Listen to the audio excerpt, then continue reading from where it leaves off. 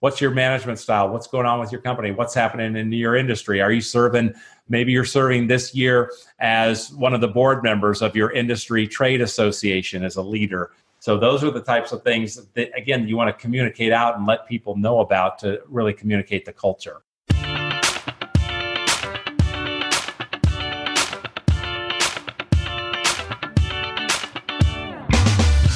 Hey y'all, welcome to Selling with Social, the podcast that helps marketers increase marketing qualified leads, sales reps to shatter sales results, and sales leaders to grow as leaders. Each show, we interview sales, marketing, and social media practitioners, leaders, and influencers to help you connect, close more deals, build stronger relationships with clients, and improve your sales productivity. I'm Mario Martinez Jr. You're now listening to Selling with Social.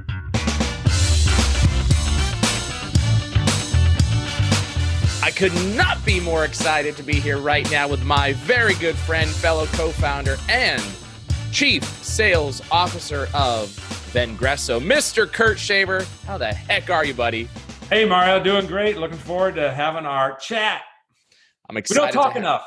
We don't talk enough. I know you avoid my calls every day. All of you listening in, Mr. Kurt Shaver, a friend of mine as well as a partner. He is the Chief Sales Officer of Vengreso, and I am excited to have him here. Kurt, how long ago did you join the show? Was it a year ago? Join the Vengreso team? No. The podcast. Oh, the podcast? Yeah, it's probably close to a year ago. Yeah. All right. So it's about time that we have you here. So for all of you listening in, Kurt, do us a favor. Just tell us, what do you do here at Vengreso? Obviously, Chief Sales Officer, but tell us a little bit about you, your background, all that good stuff. Sure. Yep.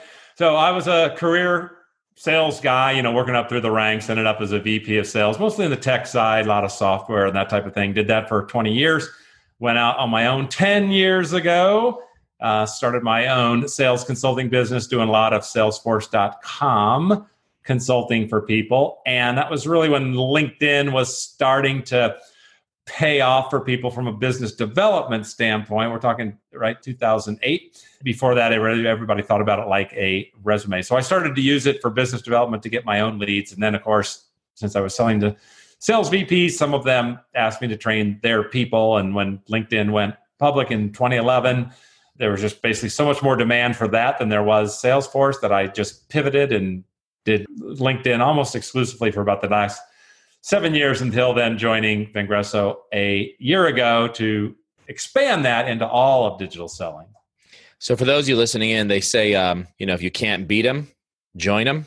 Well, that's what I did. I couldn't beat Kurt Shaver out in the marketplace as one of my competitors, so I had to join him. And it was a fantastic decision. Kurt, do us a favor. Tell us something nobody would know about you by looking at your social profiles. If you don't got one, I got one. Oh, I got one. I don't think mine's as good as Byron Matthews, but I got one.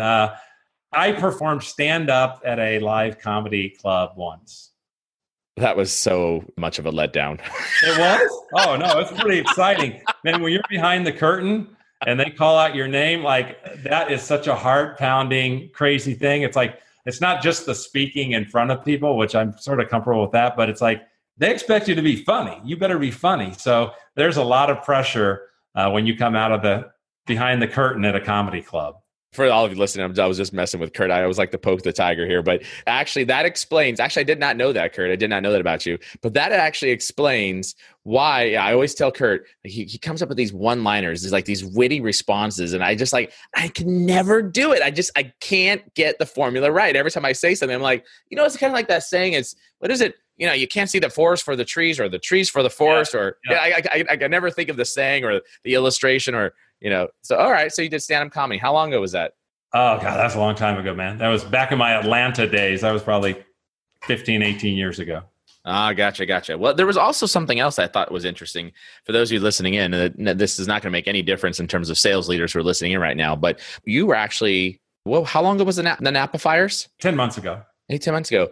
Kurt actually got woken up in the middle of the night by the sheriff and said, evacuate. You were given how many minutes? Right, yeah. But basically now, he said, turn around, look out your window, you can see the fire. So it was essentially immediately, I think we were out of the house in about 15 minutes. And Lucky me, it burned up all my yard, but did not burn up my house. So I lucked out there because there were 5,000 of my neighbors in my county alone that lost their house. So it was. And what do you grab when you're told to leave your home right now? Your wife first. Your wife. Good. Wife, good dogs. Reminder. Yeah. It was like wife, dogs, computers, and the box that had passports and things like that. That was about it. All right. Very good. Well, listen, we're here talking about modern selling and modern sales leaders. Now, this is a topic that's near and dear to your heart and my heart. And I think one of the things we spend, as you know, we are in the same boat here, about 200 meetings a year that we do individually with executives. And you and I spend probably about 2/3 of our time evangelizing this concept of modern selling, right? Also known as sometimes in the world, digital selling. And the other third of our time is spent actually really selling to leaders who are saying, yes, I want to do something different than the way I've always done it, right?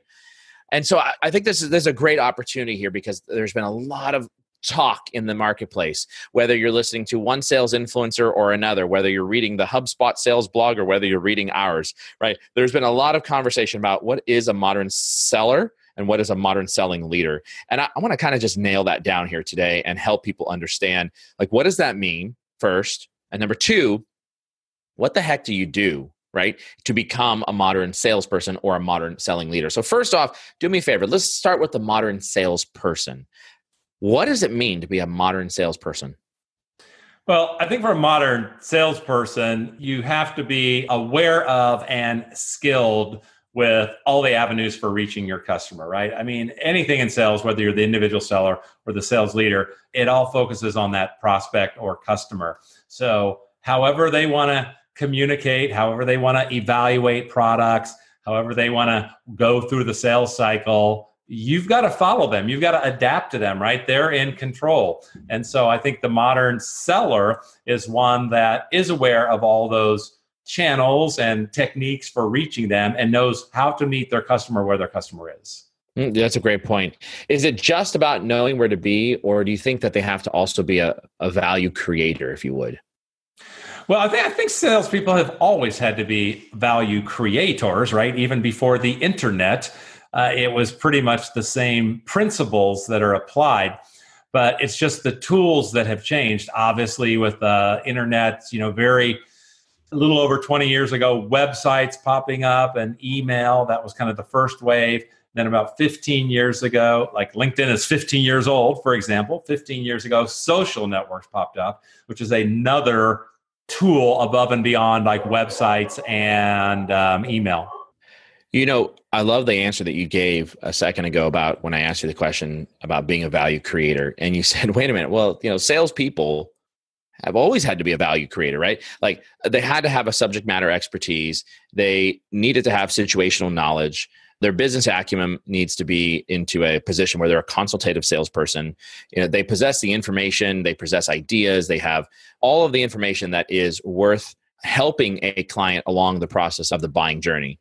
And so I agree with you that this concept of being a value creator is, well, it's always been that way, right? So if that's the baseline, then modern selling is really understanding how to bring that value to the buyer and how to engage with the buyer, to your point, where the buyer wants to engage at. So give me an idea. Where are our buyers at? Where are they engaging at? And where do you see a shortfall amongst leaders and or salespeople in terms of that engagement strategy? Yeah, well, I think the biggest change that the internet brought to B2B selling is that it completely shifted the power of accessing information about products and services, completely shifted it to the buyer, right? So, I started selling 30 years ago. When I was 30 years ago, like the buyers, needed the sellers to go walking in their office oftentimes. And like, we were the experts, like we knew the industry, we knew all about our products, right? And maybe they read about it in a trade magazine that came out once a month, but the buyer used to really depend on us to access that product and service information. Well, obviously the internet, websites, Google, instantly available information, that shifted. So we see the results where, the buyer's going further and further through the sales journey than they used to before the internet, no doubt, easily because they access information on the internet. So that means that's where the seller then has to shift really and understand, first off, how do I get upstream to get noticed earlier on so I can be an influencer and not just an RFP replier. Mm-hmm. So you want to get upstream as early in that decision-making process so you can kind of maybe set the playing field to your advantage. And even when they do start reaching out, you're going to need the right kinds of content to sort of keep that sales cycle moving forward, to compress the sales cycle, and make sure you're touching base with all the decision makers on that buying committee. So I was on a podcast this past week, and we were talking about this exact topic that you mentioned about the content piece.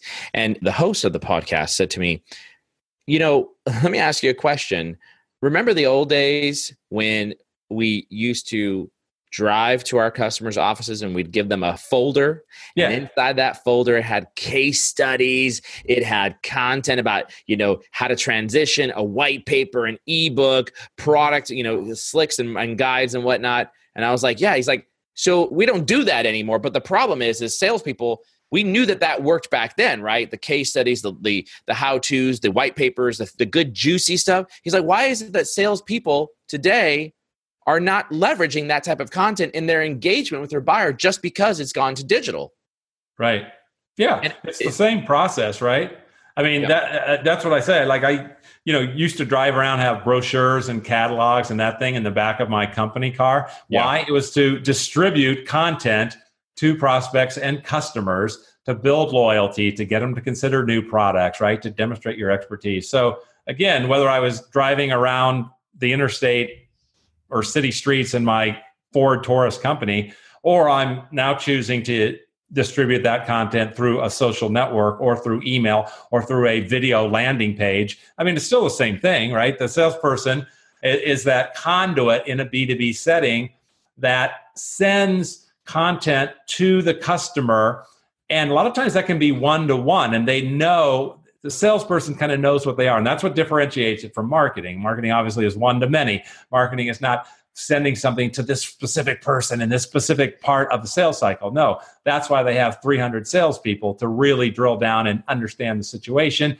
What's the psychology, who's on the buying committee, and what piece of content is going to help move this thing forward at this point. Yeah. And for those of you listening in, as Kurt Shaver knows, I'm a selling CEO. Kurt keeps trying to ask me to stop selling because I'm ruining all the deals. But but I actually did something, and I want to describe to you. As you know, we recently acquired Conversica, one of the hottest AI technology products out there in the marketplace, and it's our SDR bot, right? And we had a phenomenal sales rep. Her name is Simi Kerr, who you know.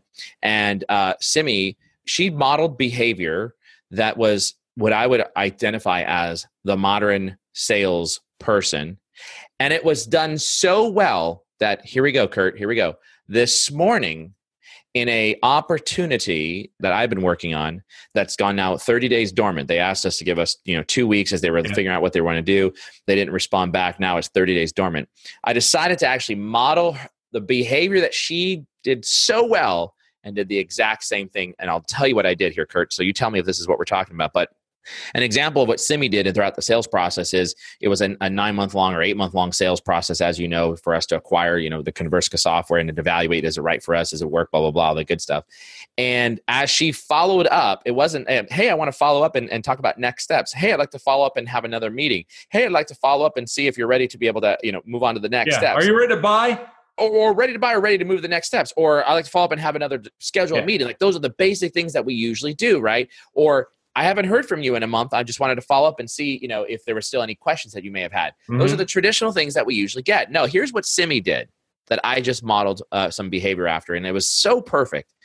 Every time she followed up when there was a dormant period, she followed up and said, hey, Mario, hey, Bernie Borges, our CMO. She would send us an email message, say, hey, Mario, I was actually reading this Gartner report or this study on lead generation strategies, whatever it might have been, coming from Frost and Sullivan, Gartner, you name it, whatever. It's a third-party independent report. Or here's an article that actually our marketing team created that was 7 things of how you can grow your inbound generation lead strategy, something like that, right? And she would send that to us. And she said, I thought of you when this article or when I saw this ebook or this white paper, and I wanted to reach out and provide this to you, and I hope that you'll find it of value. Oh, by the way, I'd love to be able to schedule our next appointment now for whenever it was. Now, what happened is I immediately went into the value piece. Before I even got to, I want to have a meeting, I went into the value piece. Now she provided me value. And what it caused was for me to say, well, shoot, she just provided me value. Yeah, I'm going to be inclined to take that meeting. That reciprocity, right? Exactly. Is that what you're talking about in terms of meeting the buyer where the buyer's at, which was, by the way, email, and this modern selling capability set of bringing value with digital all blending together and not just doing the traditional thing of, I was trying to follow up with you to be able to book our next meeting. I haven't heard from you in 30 days. Everything okay?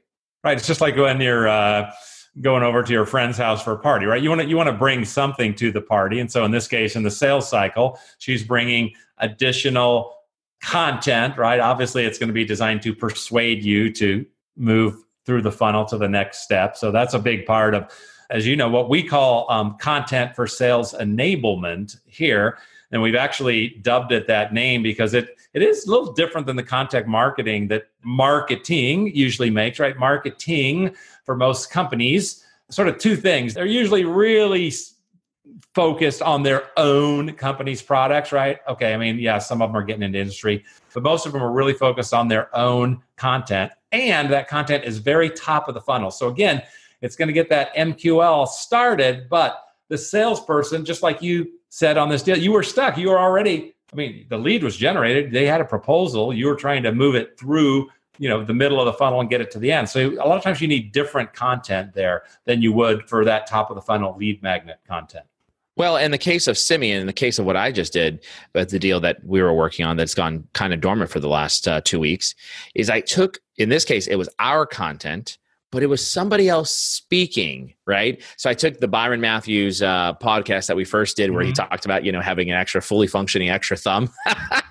I tell you, that's been our all-time favorite. Tell us something nobody knows about you, commentary. But I took that one and I forwarded it off to the client. And I said, here's why I thought of you. And it was talking about content for sales enablement and how to leverage the content in the sales process. And that's one of the topics that we had talked about that was a high-level, long discussion with this particular potential client. And I led with that piece of content. I thought about them. I recently shared it and I thought, these guys need to hear it and see it. And I took a specific quote from it and said, here's why I thought of you about this, right? Based upon our conversation. So it was like aligning what I heard in the sales process, right, to finding the content, to actually getting it out there, and now looking for the appointment. And I guess I'll tell you in the next week whether or not I got the appointment. In Simi's case, she got the appointment. All right, look, the deal, man. She closed the deal. She closed the deal. Yeah, she absolutely did. So a modern salesperson. Now, we talk about the modern buyer requires a modern seller. But I'm of the opinion, and tell me what you think about this, that the modern seller just as much requires a modern sales manager. The modern sales manager needs a modern sales leader. It just goes all the way up the chain because the whole sales department needs to be a modern sales department. Particularly what you're saying in the line of a first-line manager. That first-line manager has a number of duties, one of which obviously is to train and coach their salespeople. If they haven't done it or they didn't grow up, they're not a digital native or they're not skilled in some of these digital selling techniques, then they're not in a very good position to train and coach their sales reps to do it, right? So they've got to get the skill set. In fact, really the best way to implement a training is to actually start with the frontline sales manager. Start with them before you go to the rank and file sales team. So a modern sales leader, modern sales manager, define that for us. What does it mean? Well, again, you got to start with the mindset first, right? So they've got to be open to the fact that, hey, things have changed, right? We have to at least put in a post-internet mindset and hopefully a post-social networking mindset so that people are incorporating all those elements. So the first piece of it is to just be open-minded to it. And then once they are, then you've really got to dive into get some familiarity with these things, right? You just mentioned the case that we're doing. So we're implementing this Conversica AI SDR. Well, you have to know that AI SDRs exist. You have to be able to recognize your situation. Our situation was, hey, we're great at generating a lot of top of funnel leads because we have such strong social reach, right? But we're not a gigantic company. We don't have this bank of outsourcers or inbound messaging people in a telecenter, right? So what are we going to do? So we're now applying AI technology that's going to do that SDR-like follow-up and basically take that person really to deliver an appointment with a live human being. Yeah, good. So you mentioned two things. I heard you say, in order for them to coach, they have to be able to know how to do some of these things, right? To be able to be better. So I would call that they need to walk in the shoes of their sales team, or live a day in the life of, if you would. And then you also said that they need to be abreast of technology trends. I want to come back to the technology trend piece and stick to just for a second here on walking in the shoes of their sales team. I'm of the opinion, and again, you and I have both been VPs of sales. You and I have both walked into the shoes of a salesperson from small business all the way up through large multi-million-dollar enterprise, national, global accounts. You and I have also been at the VP of sales, where we're focused in on the administration side of the job, right? How we're going to hit the number, how we're going to build out territories, those types of things, commission planning. But I've always thought of one thing, and it's always been consistent. If my title says something sales, sales manager, director of sales, vice president of sales, chief sales officer, I don't care at what level you are at, from C all the way down to sales manager, it says sales, which means that every single freaking month as a VP of sales, I should be bringing in at least just one sales opportunity into the pipeline as a result of me doing something in the field, so that I can be kept abreast of tools, technology, methodology, what's working and what's not. Agree? Disagree?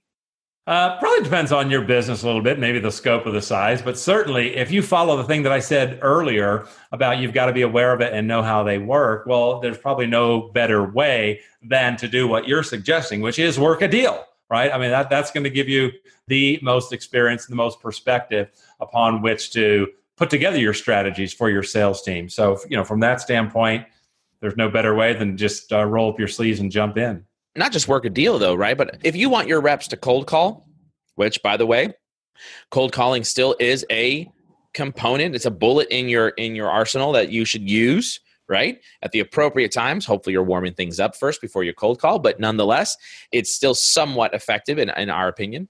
But if you want your people to cold call, if you want your people to send out whatever it is, 100 emails a day, if you want them to, quote unquote, use this thing called social networks, LinkedIn, if you want them to use video messages, I don't know, should you do it yourself? Should you try it as a leader? Yeah, well, again, the answer is yes. Right? Because you've got to at least know about it to set the strategy. You also want to lead by example. You don't want to be preaching something you're not practicing. So if you want to be a leader, you're going to go ahead and put that up. The other thing, which we haven't addressed yet, we've really been talking about just the sales funnel, but the other key element why a sales manager or leader needs to understand digital personal branding, your online personal brand, is for recruitment purposes, right? That's one element of getting digitally skilled. The salesperson, because they don't have a responsibility to recruit, salesperson doesn't need to play that in. But certainly as a sales leader, you want to present the company as like, hey, look, we're modern, we're fresh, we are, adopting new technologies. And same goes for you personally, because they're going to come check you out on LinkedIn. They're going to maybe follow you on Twitter, something like that, before they think about joining your company. So that's another big piece of it when you talk about sales leaders. When I used to interview people to come work for the organization, and for myself, I always used to tell sales folks, I said, there's two things that you get to choose when you're looking for a new job. Do you know what they are? Your boss. I don't know. What's the other one? You get to pick who you work for, and you get to pick for what company you work for. Oh, yeah. Okay. Yeah. Right? So you're right. Who you work for. So I used to tell people, choose wisely. Now, interestingly enough, any sales leader who's interviewing a new candidate, they're always going to get the resume, but they're also going to go look them up on LinkedIn. That's the default primary spot that people will go to go look up that particular candidate. But Kurt, what is happening on the other end of the candidate side? Well, now more than ever, right? Because it is absolutely a seller's market, right? I mean, I don't know what's our unemployment these days, like less than 4%. So, that just means that the candidate is in control. Many candidates have many jobs to pick from, right? I mean, particularly if you're in any kind of tech, man, if you're in tech in the West Coast, like they might have 8 job offers to pick from. So that means if you're the company trying to get that talent, like you're in a selling role, like you're in a persuasion, you got to convince them, you got to be looking good. So they're absolutely, that candidate is going to go look at the hiring managers, at other salespeople in the company. They're going to look at those LinkedIn profiles and they're going to see, hey, does this company look like the one I want to join? Are they professional? Are they buttoned down? Right? Do they have consistency and great branding here? Or does it just look like a big scattered mess when you go to LinkedIn? So that's a big piece of it.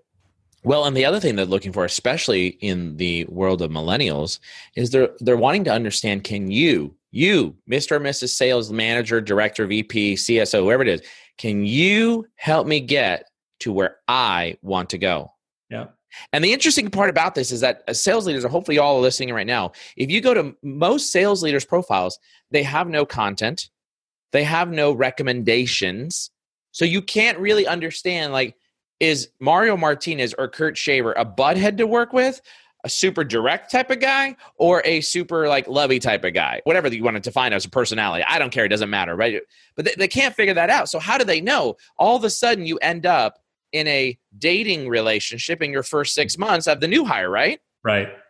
And we all know where that goes, right? Oftentimes like the things didn't gel. It was interesting because even when we were going through and looking at forming Vengreso, all of the folks that joined in, I said to them, look, there's 100 and whatever it was, 15 different recommendations out there, 70 of them, which are people that worked for me. Go read those recommendations and it will tell you the type of personality that I am, right? Now, almost all of them say super direct guy, super direct guy. Kurt, I don't know. Am I direct? Super. Do I tell you what's on my mind? Yeah, absolutely. And are there filters? No, not rarely. No.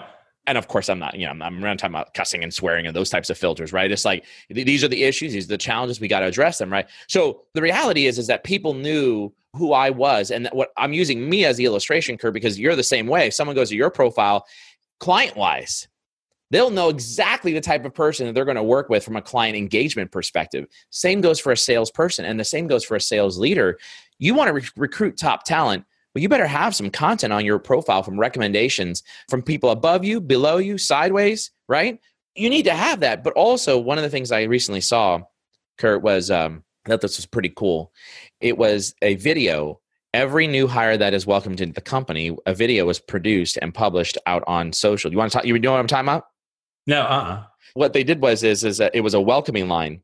Individual said, okay, show up at 9:00 on your first day on this day. And it was a couple 100-person company. And every person who starts the company gets a receiving line, kind of like your wedding receiving line, yeah, right? Right. They get a receiving line, and they record the whole thing, and they show the culture. Here's your gift, and here's your packet. And as they're walking down the line, they're getting all these things, right? Here's your new backpack. And it was just like, boom, and someone's walking in, their face is like, oh my God, I've never had this happen. So from the day one, moment one, they walk in, they're like, this is freaking awesome, right? Like the culture, the company. And those videos were published online to that's cool. These people's profiles. Mm-hmm. And it showcased the type of culture of the company that I wanted to work with. Yeah. Those are some of the things that we're trying to talk about when we talked about modern sales leaders. Right. And, just talking about that particular point, in general, most sales leaders are, they're going to be like my age. They got some gray hair up there and been doing it for a few decades. And that just means they're not digital natives and they didn't grow up with that. So, this idea of showcasing your culture, some people aren't naturally comfortable with this idea. I mean, the whole social networking world, it's a very transparent scenario, right? Where you are sharing things about your culture and what's your management style and things like that. So you have to, again, people have to kind of get comfortable with just the new way that things are so much more transparent and people share information on social networks to give, the current modern workforce comfort in joining that company. But Kurt, does that mean I have to be on video all the time? Does that mean I need to be sitting at nighttime up, before I go to bed on social networks? I mean, like what's my secret formula as a sales leader? What do I do? Step one, give us some guidance. Well, step one would definitely be to optimize your LinkedIn profile. I mean, this is true whether in sales management or leadership or sales. So the first step you always want to do is optimize your LinkedIn profile so it carries the right brand and you're communicating the right message that you want, right? All the things we've kind of been talking about here. So that's definitely the first step. The next thing that you want to do is make sure that you are growing your network with the right people. Now, some of that could be top customers. That could also be groups that a lot of times a sales leader might be connected with that necessarily the salespeople aren't, would be like some executives at your top partners. Maybe you're in the IT space and you need to connect with some of the top analysts, right? The Gartners, the IDCs, and other groups like that you might want to be connected to. And then obviously you have internally in the organization as well, the people that you want to be connected to. And then the last piece of that is that visibility piece, right? That openness, to share content. Again, what's your management style? What's going on with your company? What's happening in your industry? Maybe you're serving this year as one of the board members of your industry trade association as a leader. So those are the types of things that, again, you want to communicate out and let people know about to really communicate the culture. And I think I would add to that as well, Kurt, is stay abreast of the technological changes that are happening, because those changes are going to affect the buyer engagement likely, right? Right. And as a direct result, as a sales leader, you want to stay ahead of that curve, right? How do you stay ahead? And I think of this as, Kurt, you and I have this conversation every day with sales leaders. We ask them the question, how many conversations are you having out of 100 phone calls? And the magic number is, as we know it, almost every single person says less than 10. Right. Right? Less than 10. So the magic question is what are you doing about the other 90% that you're not reaching? Yeah. Cue the crickets. Exactly right. No. Oh, well, we're trying to do a little bit of this. We got a little bit of inbound, and then marketing's, trying to drive, new leads, right? Mm-hmm. But the reality is that because of sales and the way our jobs have changed, the way technology has changed, the way we do our jobs and the way we add value to the sales process, we need to be kept abreast of new technologies. When we talked about Converska already, Seamless.ai, right? Some fantastic technology out there that allows you to find any phone number, any email that you want using a bazillion points of artificial intelligence that's out there that's kicking the snot out of apps like data.com or ZoomInfo, right? So those are some cool tech stacks. OneMob as an example for video sales acceleration. Any other tech that you might think of that are, if a sales manager is listening right now, that you should say, go look at some of these technology trends? Well, I mean, OneMob is kind of an example of one that I think we could flush out a little bit more, because there's actually kind of two. OneMob is, that's the sales video application that we use and recommend. But there's actually kind of two parts to OneMob and some of the people in that category. So there's the video itself. There's video, like, okay, you can send a video message to a person and you can, get that message out and they can see some personality and it's novel and all that. So there's the video itself. But I think perhaps even bigger than the video is the trackable landing page idea.